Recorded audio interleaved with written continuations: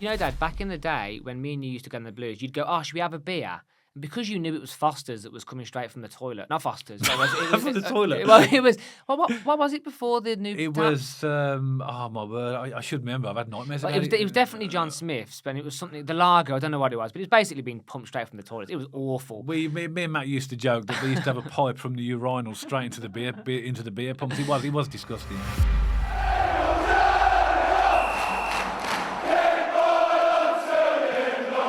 So welcome back to BCFC Royal Blue, and there's no doubt that a lot has been made of Birmingham City's spending and their finances in the media, fans from other clubs. Everybody seems to have an opinion on what's going on at Birmingham City at the moment. That may be due to lack of knowledge from other fans who don't actually know what's going on in the club. It might be jealousy, it might be just speculation, whatever it is.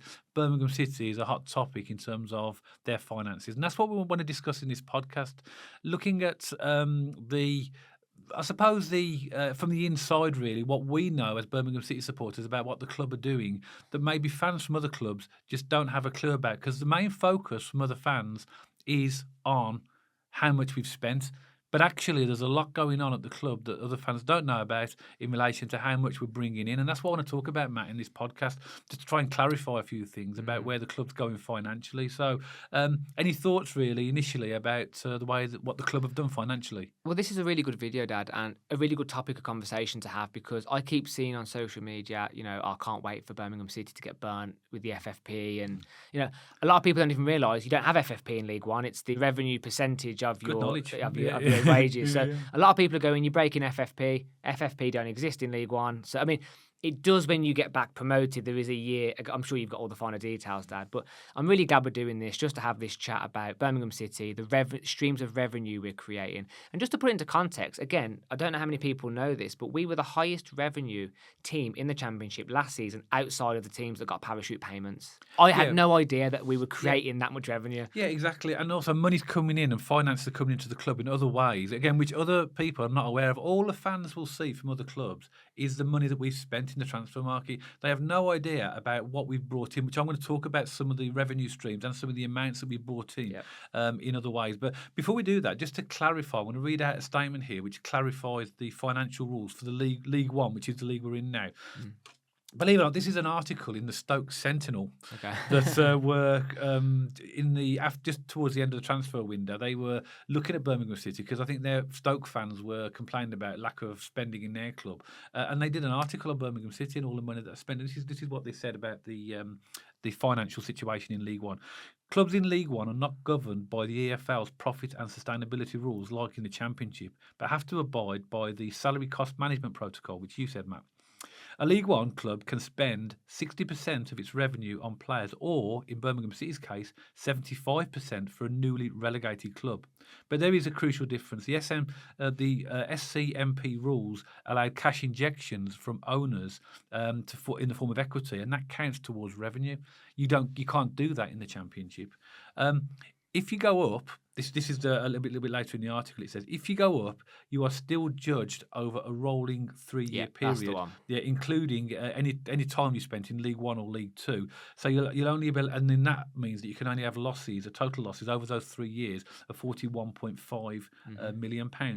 And it is understood that any losses covered by owners pumped money under the SCMP, which is the Salary Cost Management Protocol rules, will revert to being counted in the losses under the PS Profit and Sustainability rules, which means that the money that we've spent now this season, if we were to go up, it would count towards our accounts for this season. So there has to be a balance in that. So we have to be careful that we don't overspend. Now, just on the final part of the article, which is interesting, Birmingham believe this is the Stoke Sentinel article. Birmingham believe that they can manage this partly by signing players like Jay Stansfield on a 7-year deal, so that the transfer is amortised over a long period rather than in one lump sum. They also have a huge ambition to drive commercial income to the extent that they think that they can be on par with clubs receiving parachute payments within a year or two. Now, what that basically means is that it's just basic economics. You're going to have to work within the various rules of these, either the salary cost management protocol in League One or the profit and sustainability rules in the Championship. But all of them will have guidelines about how much you can spend in terms of income based upon outgoings based upon revenue. Mm-hmm. Now, we as a club are creating huge amounts of revenue. Yeah. In different ways, and that's what clubs don't understand. They just see all the money spend, millions, millions, and millions, but don't realise there's a huge amount of money Yeah. coming into our club. I saw the best I've saw on Twitter so far, or X so far, Dad, is 70 million. Blues have spent 70 million this transfer window. It goes up every day. It goes up 10 million every day at the minute. It's absolutely nuts. And I just want to come back to what you said, Dad, and I can't remember the specific fine print of what you just mentioned, but recently Knighthead created more shares in the business, which isn't going towards your salary cost, protocol management, or anything financially regulations in this league, which allows them to spend more money. They renamed the stadium to St.Andrews at Knighthead Park. That allowed an additional 5 million in transfers. Our owners are so financially astute. They know these little things which can work in your favour to create higher margins of revenue, and it's truly incredible. And we haven't even talked about like merchandise and well, I'll come on to that in a minute. And loads of other things. And what people forgot is we sold players this summer. Yeah. People have completely have people forgotten. Not Blues fans here, other teams. Have you forgotten we sold Jordan James? Yeah. Have you forgotten that we've unloaded half our team? Fair enough, quite a few of them went on free transfers, but that still allowed our salary levels to be freed up. But we sold a decent amount of players for good money this year, so don't forget about that. And for me, and I know, Dad, we're going to go into all the specifics in a minute of all the different streams of revenue, but we've always said what brings the crowds back? A winning football team. Exactly. And we're winning games. The season tickets are through the roof. You cannot get tickets for away games unless you've been going for years. You know, we are a well-supported club. The numbers are flooding back. The shirts are coming off every time we release a new shirt, it's sold out within a couple of days. Things are rocking at Birmingham City, and these owners really know how to create streams of revenue. Exactly. Revenue is king, right? Revenue is king. The money that's flooded into Birmingham City now is balancing all of these outgoings. Now, this is in fact, actually, this podcast came about from an article from in the Birmingham Live from Gary Cook, about Gary Cook and what he said. And this is what, again, a very brief extract from that, what Gary Cook says. Gary Cook thanked, this is only for about a week or two ago, Gary Cook thanked Birmingham City supporters for believing in the project following relegation from League One.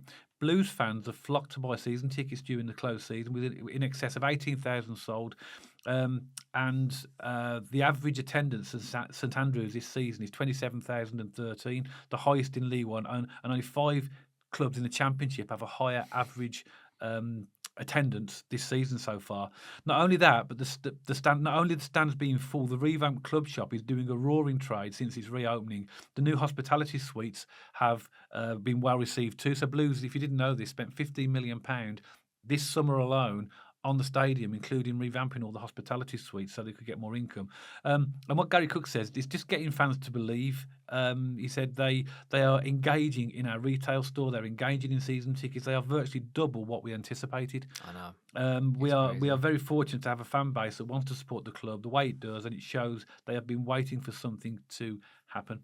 So that shows you that whatever the club are doing from a revenue point of view, it's obviously working because all of these things are through the roof. So let's talk about incomes. Right, okay. Yeah. You talked about player sales. That gets ignored. You said that as well. Yeah. It did get ignored. It's a massive thing. But, Blues have lost or got rid of or left or let go 19 players.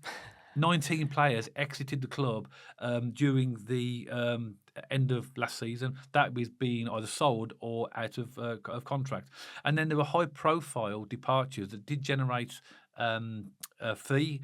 Jordan James, again, it's difficult to know. I think there's muted between 4 and 7 million. I think we would have got the top end of that. Same. Sariki Dembele, we would have got a fee for him. Koji Miyoshi, Junilia Bakuna, they're probably around about the million mark. Pritchard as well. Yeah. So so all those players have exited. Most of those, the ones that I've just mentioned, will be around about $1 million. You're talking 10 million plus. 10 million, and that's on income just of players we've sold, and also as well, as you mentioned as well.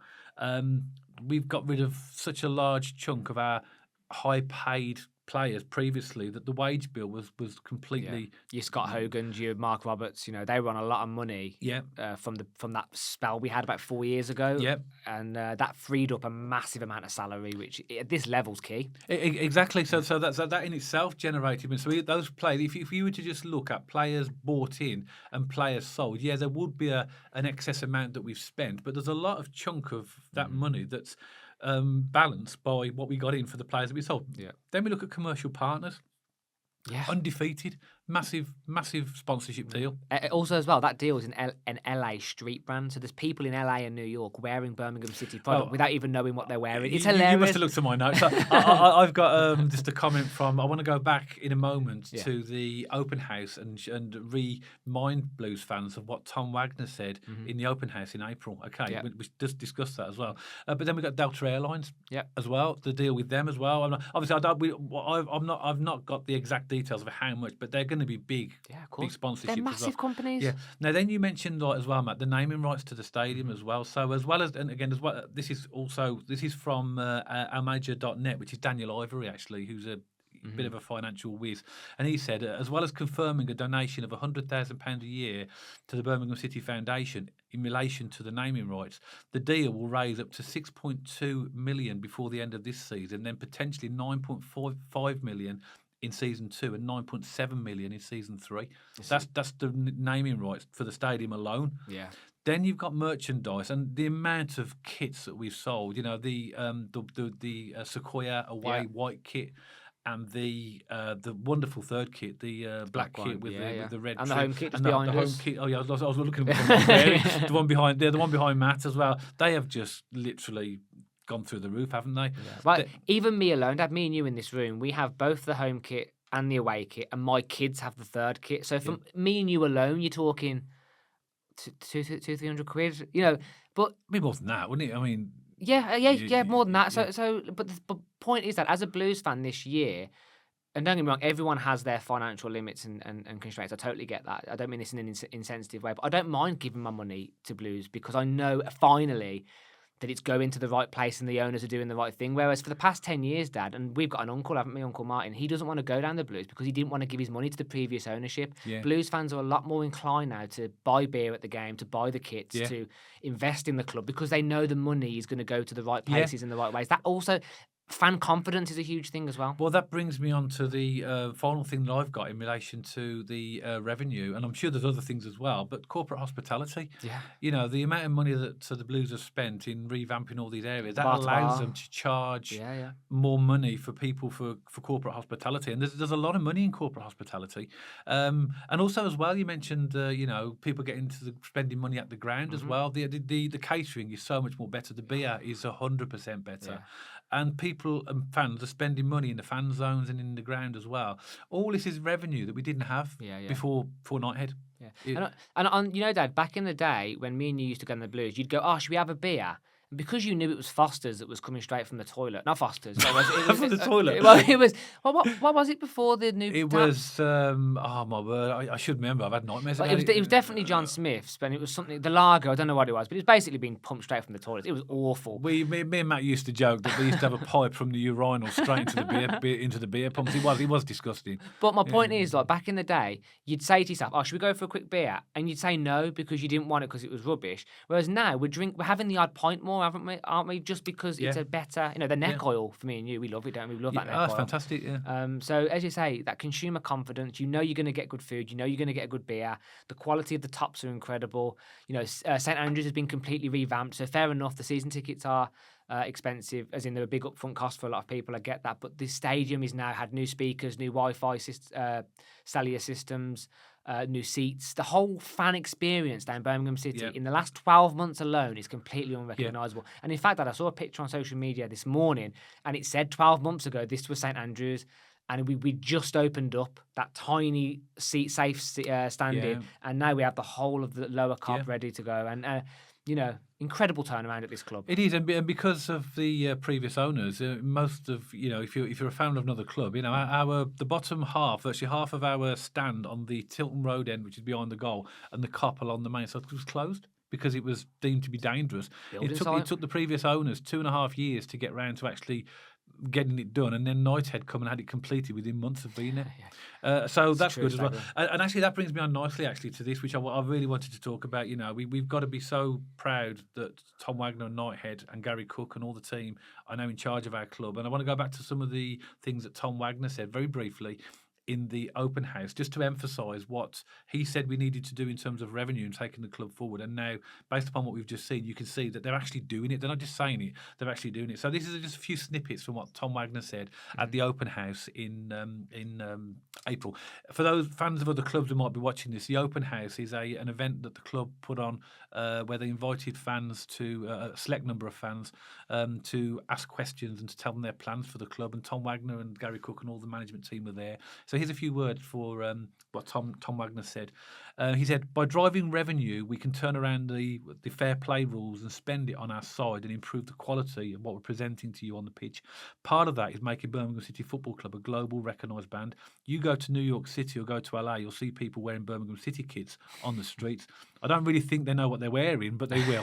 That's what he said. And he went on to say, if we can continue to do that and make it something that people want to be associated with and want to be affiliated with, it's a way to grow the product, and that drives revenues.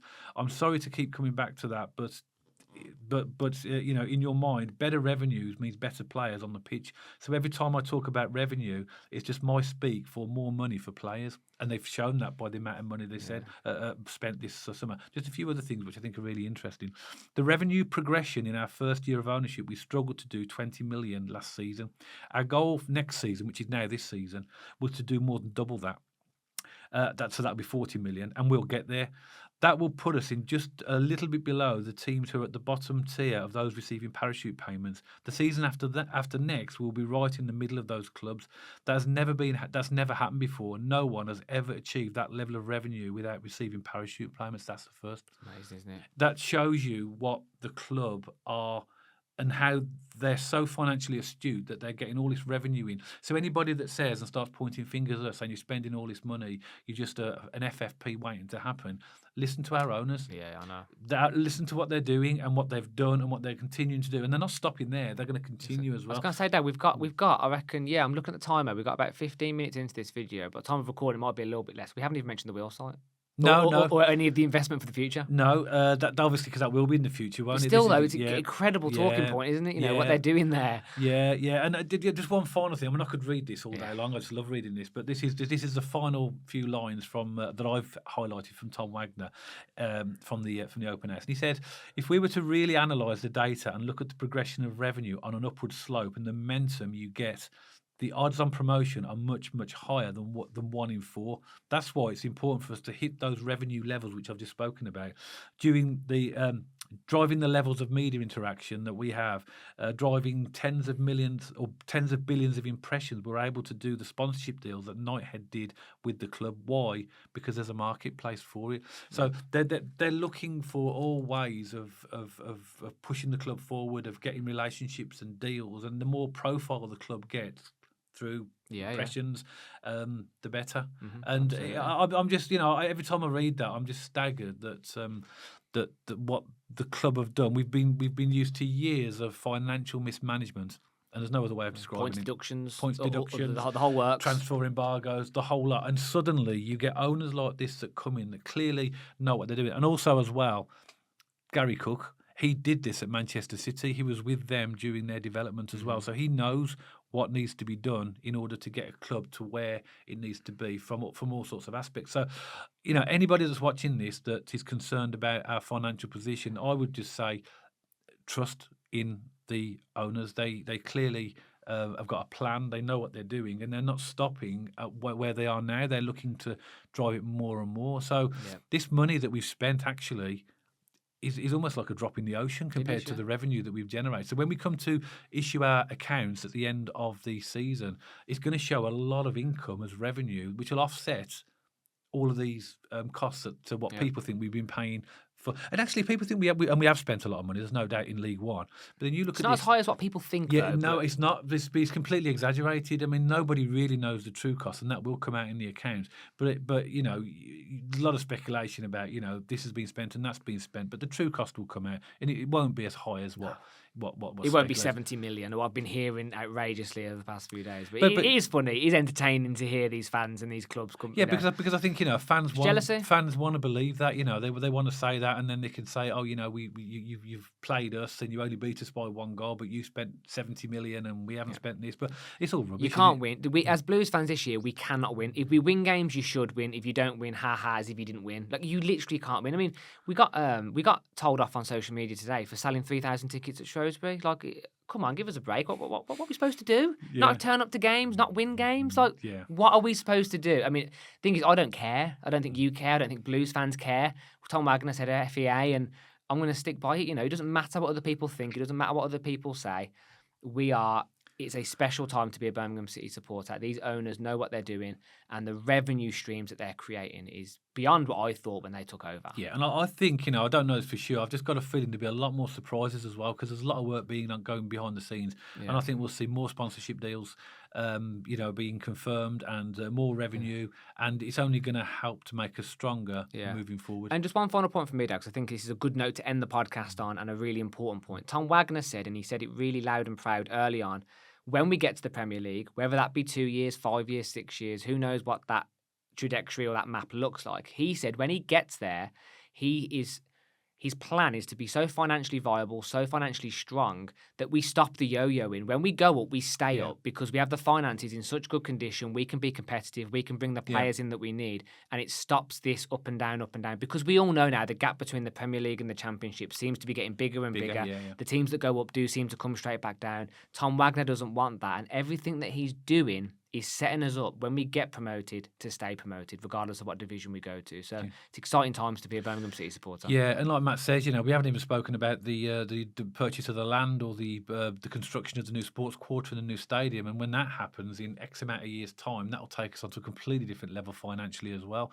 So it was important for us really as Blue supporters to understand where we are at the moment. We're on a journey, at the beginning of a journey, but we're in good hands with clearly owners that know exactly what they're doing. And generating, lots of income into the club, which other people just really do not know or not aware of. And this is why I wanted to do this podcast, really, mainly to sort of explain to Birmingham City supporters exactly what is currently going on. But also as well, just to, if there are any fans of other clubs watching this that, just pointing the finger at the amount of money we spent, just re-watch this podcast and actually just think how much money we've generated as well, because it's absolutely staggering. Like Matt says, we have had so many years of heartache and bad ownership that we're just enjoying the ride at the moment. So, we hope that all this income generation is going to help us to strengthen our squad and take our club forward. And that's what we think. So I'd love to hear your opinions, Birmingham City supporters. As always, pop a comment below and let us know your thoughts on what we've spoken about in this podcast. If you're a supporter of another club, then we welcome all comments from fans from other clubs. And just a reminder that we are a family podcast, so that if you are going to put a comment in here, we don't allow swear words, aggressive behaviour, or derogatory comments. Anything else, please feel free to put those in the comments below. If you did like this podcast, don't forget to give us a thumbs up. And if you haven't checked us out on our social media channels already, make sure you pop along to our X page and our Instagram page. And also, if you like to watch your podcast or listen to your podcasts on Spotify, you'll also find us there as well. And you'll see the handles appearing for all of these outlets on the screen right now. And if you haven't subscribed to the channel already, don't forget to hit that red subscribe button so you don't miss any future content all about Birmingham City. And myself and Matt will see you on the next video.